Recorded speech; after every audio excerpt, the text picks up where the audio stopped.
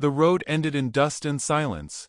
Nothing marked the turnoff, just two leaning fence posts without a gate, and a track so thin it vanished between the dying mesquite. The wind had been blowing since morning, and by afternoon, the sun looked pale behind a scrim of yellow grit. It wasn't the kind of place a man stumbled on. You had to already be lost to find it. James rode slow. He didn't rush. Never did. His mare was lathered from the long trail south, but he let her pick the pace. Saddle creaked, rifle strapped at his back, canteen swinging at his hip.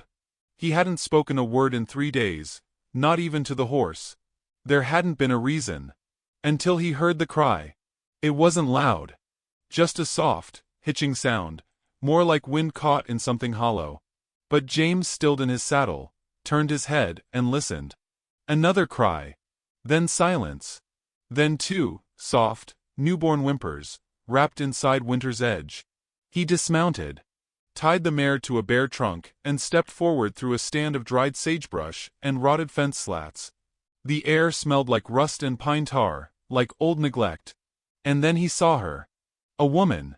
Tied upright to a splintered post, arms behind her, dress ripped down the sleeve, dried blood on her temple. Her face was half-shadowed beneath loose strands of dark hair, tangled like roots. She didn't look at him. Didn't move. Her eyes were open, vacant as dusk. At her feet, wrapped tight in an old horse blanket, 2 infants. Pink-cheeked, fussing weakly. Twin girls, no older than a day or 2. One of them sucked on the corner of the cloth. The other blinked slowly, as if the world had already tired her. James didn't speak. He crouched. Her lips moved slightly. A cracked sound passed through them, dry as gravel. Don't take them. He unhooked his hunting knife. Moved slow. Cut the rope binding her wrists. Her hands dropped like stones. She swayed once, then collapsed, and he caught her. She was light, featherlight. No more than bones and silence. He looked down the hill. There was an old homestead, house half collapsed, smoke still faint in the chimney. No sign of people now. But they'd been there. The ropes were too fresh. James gathered the twins first. He placed them in his saddle blanket, and slung it carefully around his chest. Then he lifted the woman, arms beneath her knees and back, and carried her like something breakable toward the mare. "You're comin' with me," he said. Not loud. Just steady. Like a promise. She didn't answer. The ride back was slow. He walked the mare to keep the babies from jostling. The woman's head lolled against his chest once, and he adjusted the blanket tighter. Snowflakes had started to fall again, lazy, wide ones that stuck to eyelashes and drifted into coat collars. By the time they reached the cabin, the sky had folded in on itself. It wasn't a large place, just one main room with a stove in the corner, and a cot near the window. James kicked open the door with a boot and carried her inside. The warmth hit like a whisper, soft and real. The babies whimpered louder now. One of them flailed her little fists. Hungry. He moved with quiet efficiency. Laid the woman down on his cot, checked her for bleeding. He found more bruises than cuts. Her ankles were raw where the rope had dug in. One eye was beginning to swell. Her dress was torn near the bodice, but he looked away. He covered her with a quilt. Then he built the fire higher, set water to boil, and pulled out the last of the goat's milk from a tin. He mixed it with rainwater, and warmed it in 2 small jars. The twins drank greedily, tiny mouths working fast, eyes fluttering shut. Only when they slept did James sit back. He didn't sleep that night. He sat near the fire, watching her chest rise and fall. Her name was still unknown. Her story too. But it didn't matter. Not yet. He remembered the look on her face when he'd found her. Not fear. Not even shame. Just surrender. Like someone who'd stopped expecting to be rescued. In the gray of morning, she stirred. Groaned once. Turned her head toward the cradle where the twins now lay, swaddled in his old shirt. Her eyes opened.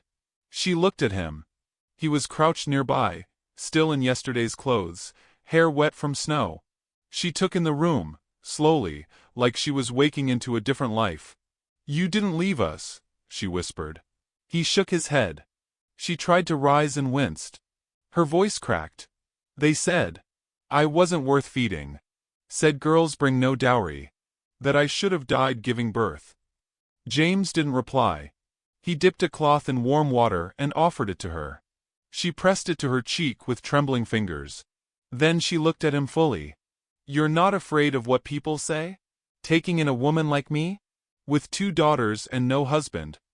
James tilted his head. You're safe. That's all that matters. She didn't cry. But something in her eyes softened. A shimmer of disbelief. He didn't ask more. Just stood, stoked the fire, and laid out bread on a tin plate. She watched him move across the room like a man who'd been alone too long, but hadn't grown cruel from it. His silence wasn't hard, it was gentle like snowfall. Outside, a crow called once and flew off. Inside, the babies stirred. She winced as she sat up straighter, pulling the quilt around her shoulders. Her voice was thin. My name's Nora. James turned. Nodded. She looked at the fire, not him. Don't know how to thank you, mister. He looked away as he answered. James. That was all. No family name. No town. Just James. The quiet stretched. Then the wind changed direction. Blew the snow against the cabin windows like whispers trying to get in. Nora leaned forward, the quilt pooling in her lap. You should know, she said slowly. They'll come looking. His family. They won't like that you took me. James didn't turn. I don't much care what men like that think. The fire popped once. Sparks flew. She watched him, studied him like he was a riddle. And then, so quietly it barely reached his ears, she said. Then I think I'm safe here. James didn't move. But something in his shoulders loosened. Later that night, as she fed the twins by firelight, he stepped outside. Snow fell in thin sheets, brushing his hair, wetting his collar. The sky stretched wide and empty above the pines. And for the first time in years, James felt it. Not joy. Not hope. Just something like purpose. He looked back at the light glowing through the cabin window. She was still there. The girls were still breathing. And maybe, just maybe, this road wasn't ending after all. It was just turning. The fire never went out. Not once in the 6 days since James brought her in. He rose before the sun and added wood in the blue hush of dawn. He stirred the embers at dusk. He fed it between chores without being asked. Nora noticed, though he never spoke of it. Just as she noticed how he stepped outside whenever she undressed the babies, giving her space like it was sacred. The silence between them wasn't awkward, it was deliberate. As if they both knew too many words might scare the peace away. By the end of the first week, Nora could walk without swaying. The bruises on her neck faded from purple to yellow. Her wrist, once rope-burned and raw, now bent without pain. She wore James's spare flannel, rolled at the sleeves, and a skirt she stitched from 2 patched-up pillowcases. It didn't fit right, but she didn't complain. Her voice when she spoke was always careful, like someone afraid of using too much air. The twins, she called them her little snowbirds, slept more now. Grew pinker in the cheeks. James carved 2 wooden rattles out of pine scraps without telling her. He left them on the windowsill one morning and said nothing. When Nora found them, her hand hovered over the carved flowers on the handles. Her mouth parted slightly, like she might cry, but she didn't. She tucked them into the cradle and returned to folding cloth. That was how they spoke. In gestures. Each day, James rode out before noon, always returning by dark. He'd come back with feed, chopped wood, or bits of cloth from town. Nora never asked what he did. She guessed ranch work, maybe some trading. But deep down, she wondered if he was keeping their presence quiet. Protecting them. The town hadn't come calling yet. But silence had a way of building like storm clouds. One morning, she asked if he needed help with anything. He didn't answer right away. Just looked at her, that long steady look he gave things he wasn't sure how to handle. Then he handed her a bucket and nodded toward the well. She smiled for the first time in days. The weight of the bucket grounded her. Her body was still weak, but her steps grew firmer with purpose. Outside, the air smelled like thawing snow and pine. Ravens flew low between branches, their wings silent but heavy. Nora filled the bucket, spilling some on her skirt. She didn't mind. When she turned to head back, she saw Mrs. Eveline Parrish standing near the road with a mule and a face full of questions. Eveline was the kind of widow who believed her presence alone was a gift. She had sharp eyes, whittled-down lips, and a bonnet she never removed, even in windstorms. Her mule wore a bright red blanket, stitched with her initials. She always brought jam when she visited, though it tasted more like vinegar than berries. "Well," Eveline said, eyeing the twins' cloths drying on the porch line, "you look far too alive for someone buried by her husband's kin." Nora tightened her grip on the bucket. Eveline's eyes narrowed. "Is James inside?" Nora nodded. Eveline stepped closer. Her voice dropped like a stone in a still pond. "People are talking Mississippi. About him keeping you here. With 2 babies. With no name." Nora stared at her. "My name is Nora." Eveline sniffed. "A name don't carry much if you got no ring on your finger, dear." She turned toward the house with a smirk that curled sharp. "Tell James the First brought more flour. Thought he might need it, feeding 3 mouths now." Then she mounted her mule and rode off, slowly, deliberately, leaving Nora with the sting of shame burning her ears. James came out moments later, having seen from the window. He didn't speak. Just took the bucket and carried it inside. That night, Nora sat long after the babies slept. She didn't sew. Didn't rock in the chair. Just stared into the fire while James fixed the hinge on the cabin door. Finally, she spoke. "They'll never stop reminding me I'm not welcome." James didn't stop working. "You're welcome here." She shook her head. "Not here. Not in this town. Not in any town." He paused. Laid the hinge down gently on the table. "I don't answer to towns." Her hands curled into fists in her lap. "You don't know what it's like. To be treated like something filthy because you gave birth to girls. Like you're a mouth no one wants to feed. A burden wrapped in skin." James stared at her. Then in the slowest, calmest voice he said, "I know what it's like to be alone so long you stop hearing your own name." She looked up. "I know what it's like to have people point at your silence and call it wrong," he continued. "To be stared at like a question no one wants answered." The fire crackled between them. "I ain't never had to raise babies," he said, nodding toward the cradle. "But I know enough to see they're not curses." Nora's eyes burned. James reached into his coat pocket and slid something across the table toward her. It was a jar of sweet cream from town. "I heard you missed it," he said softly. Nora pressed her lips together. She didn't cry. Just nodded once and took the jar in both hands like it was something holy. The next morning, she found him outside, hammering in posts along the fence line. Without a word, she brought him water. Then stayed to hand him nails. Side by side, in cold wind, they worked. He didn't speak. But she could feel something shift between them, like the rope tethering her soul to the world had found a second knot. One afternoon, she found a book on the mantel. A small, worn volume of Psalms. Inside the cover was scrawled in faded ink, "To James. From your mother. For when silence gets heavy." Nora turned a few pages. The verses were underlined, notes in the margins. The pages smelled like pine and dust. James stepped in behind her. "I didn't know you read scripture," she said softly. "Only the verses that feel like songs." She smiled. That night, the wind picked up, and the twins wouldn't settle. One cried until her voice cracked. James, without being asked, scooped her into his arms and paced the cabin slowly, whispering something Nora couldn't hear. Eventually, both girls slept again. And when he turned toward Nora, he looked at her as if seeing her for the first time. As if the bruises weren't the only thing healing. But he said nothing. Just nodded and returned to his seat by the fire. She sat across from him, the firelight dancing in her eyes. A silence stretched between them, but it was a different silence now. Not the silence of fear. The silence of something blooming. Unspoken. Hopeful. Still unnamed. And in that quiet, Nora breathed easier. Her hands stopped trembling when she reached for the cradle. For the first time in years, she didn't feel like she was surviving in someone else's shadow. She was building something here. Something not yet spoken, but real. James watched her from across the room. Eyes calm.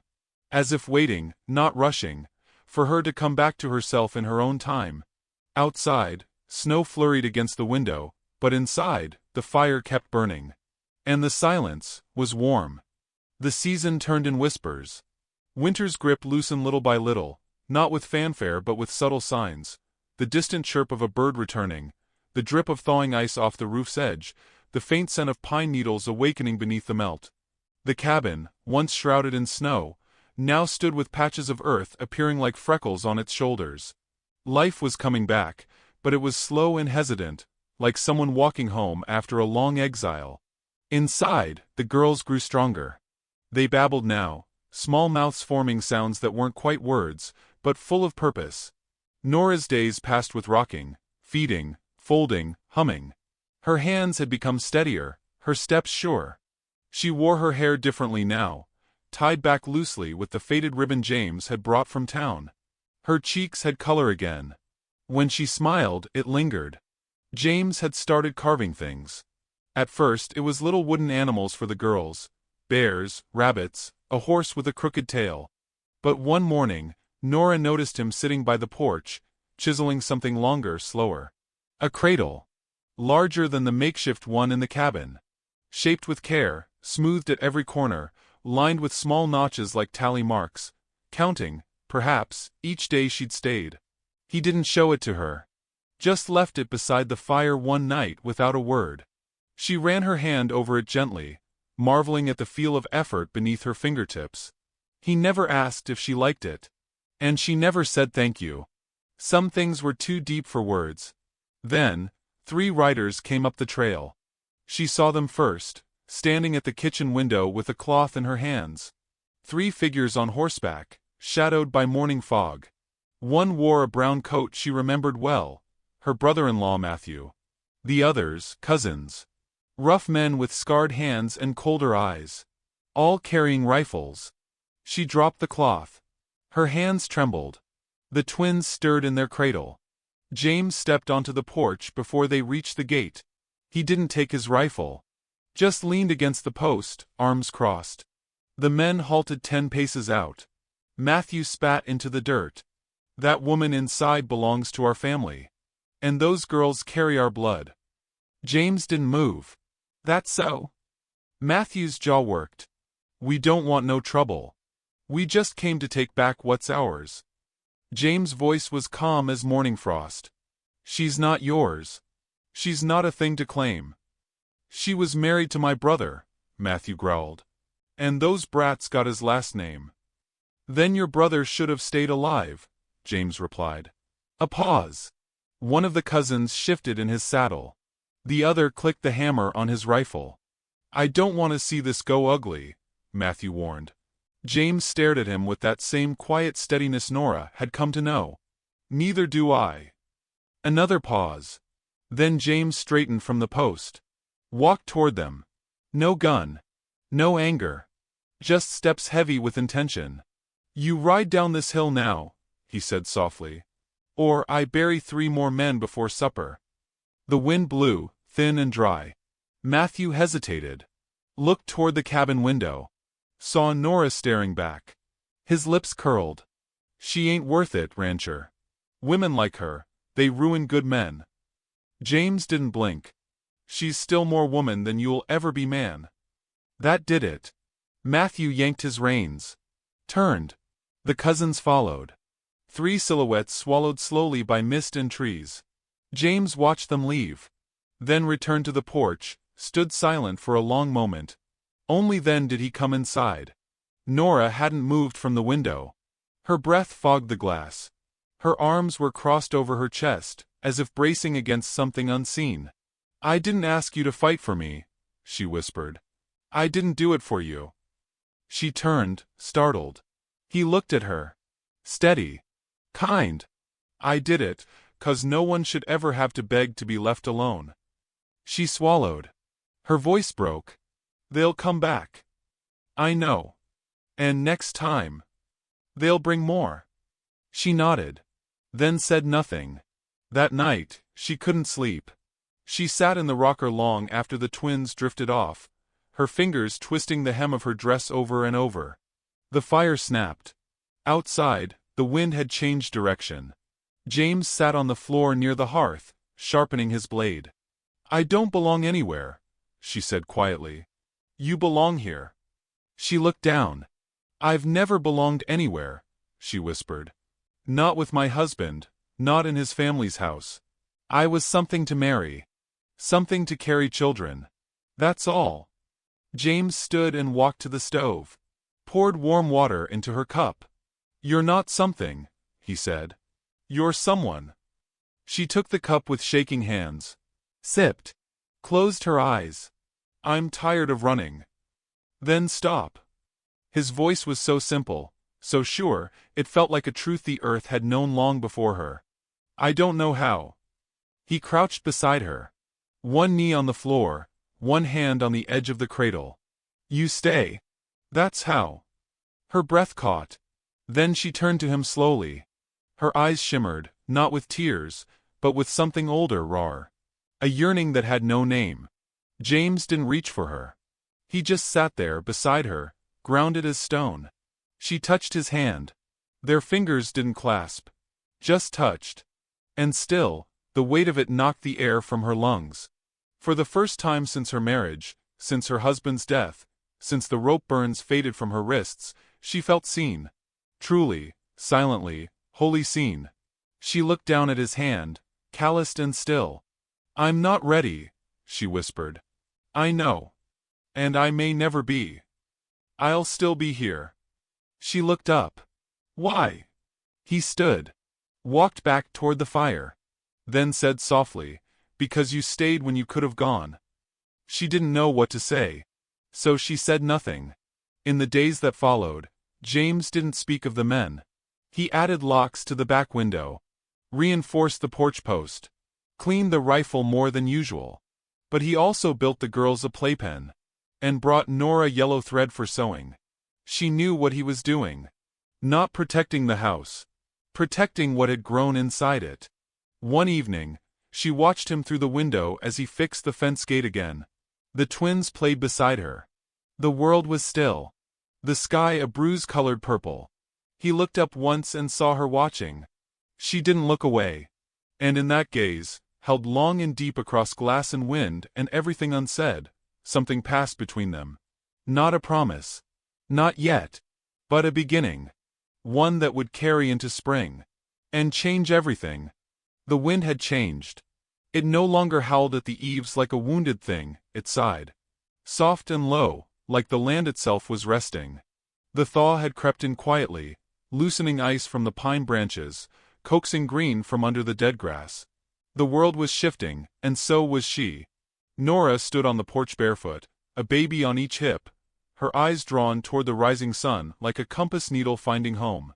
She didn't know when exactly the cabin had stopped feeling like a place she was hiding in, and started feeling like a place she'd been growing roots.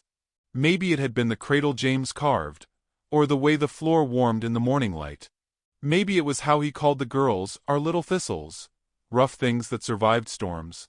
Or maybe it was the way he never once asked her for anything in return. Not a favor. Not a future. Only if she wanted to stay. That morning, she heard the knock. Not on the cabin door, but on her heart. A letter had come. Delivered by a red-faced clerk on a stubborn mule. A cousin from her mother's side, one of the few blood ties that hadn't vanished like smoke, had offered her a place. A house. A nursemaid. A claim of inheritance from a forgotten grandfather's estate. Comfort. A room of her own. A new name for the girls. A start, without James. She held the letter between her fingers like it might catch fire. James didn't react when she showed him. Just read it once, folded it, and handed it back with a nod. His eyes didn't falter, though they turned quieter than usual. He didn't ask her to stay. Didn't say her name. He simply stepped outside and began saddling her horse. By noon, her bag was packed. She sat with it on the porch beside the cradle, watching the sun stripe the trees. The girls napped beside her, one thumb tucked into her mouth, the other curled into a fist like she was preparing to swing at the world. James came up from the barn and placed a parcel beside her. Cheese, bread, water, a spare wool blanket. He didn't sit. Just nodded again. "You'll be all right," he said. She blinked slowly. "And you?" He looked toward the distant ridge. "I was all right before." She flinched. Not at the words, but the kindness he still managed to speak them with. "You're not going to stop me?" He shook his head once. "Was never my place." She stared down at the babies. "They like it here. They'll like wherever you are." She stood, unsure of how her legs moved. Each step felt heavier, like her bones knew something her heart hadn't caught up with. At the edge of the porch, she turned back. "Do you want me to go?" He met her gaze. And this time, something cracked in his face. Not weakness. Just truth. "I want you to stay," he said. "But only if it's what you want to." Her throat tightened. "And if I do?" "I'll build you a life," he whispered. "A quiet one. One you don't have to survive." Her knees nearly gave. James looked down at the girls. "You've got daughters that need a man who'll watch over them like sunrise and supper. And I've got hands that ain't done nothing good until you put 'em to work." She laughed through her tears. He stepped toward her then, for the first time not with stillness, but with fire in his chest. "The kind that doesn't burn, it warms." "I don't have a ring," he said. "But I've got a home that knows your name, and a fire that waits for your hands to stoke it. That's what I can give you." She dropped her bag. The sound was soft, but final. Then her face crumpled. Not in sorrow, but in surrender. To hope. To safety. To him. And when James reached out, she didn't flinch. She walked into his arms like a woman who finally believed she deserved to be there. He held her like she'd never been held. Not tight, but full. Present. Like he was making space for every part of her. The broken bits, the strong bits, the parts still learning how to breathe. The girls stirred in the cradle, blinking up at the world with the wide eyes of children who didn't know yet that people leave. But this time, no one left. The wedding happened 3 days later. Mrs. Eveline Parrish came, half in protest, half in curiosity. She brought pickled beets and a look that said "I told you so," even though she hadn't. The preacher was old and hard of hearing. He asked Nora to speak louder twice, and she did, with a trembling voice that finally knew what it meant to promise. James said nothing fancy. Just looked at her like she was the only thing left that made sense and murmured, "I choose you. Every day, even the hard ones." They kissed. The girls squealed. The pine trees bowed slightly in the breeze. That night, they sat on the porch beneath a sky littered with stars. James had taken off his boots and leaned back against the railing, legs stretched out, hands behind his head. Nora sat cross-legged beside him, one baby asleep in her lap, the other curled at her feet. Neither spoke for a long while. Then James said, "You never told me what you wanted." "Not once." She looked over. "That's because no one ever asked. I'm a skin now." She smiled. "I want days that aren't loud. I want bread that rises, and girls who don't learn to shrink. I want a man who doesn't make me earn safety." He nodded. "Then that's what we'll build." She leaned her head on his shoulder. The fire inside the cabin burned low, but steady. Somewhere far off, a coyote howled and got no answer. Here, in this small corner of a wide and lonesome world, the silence held no sorrow anymore. Only peace. Only warmth. Only the sound of 2 daughters breathing softly beside 2 people who had finally found what they never dared to ask for. A home that stayed. Before you go, tell me, where in this wide old world are you watching from? Drop your city or country in the comments. I love knowing how far these Wild West stories travel. And if this tale of quiet courage and second chances stirred something in you, leave a word for Nora. Or for the kind of man who doesn't need noise to be strong.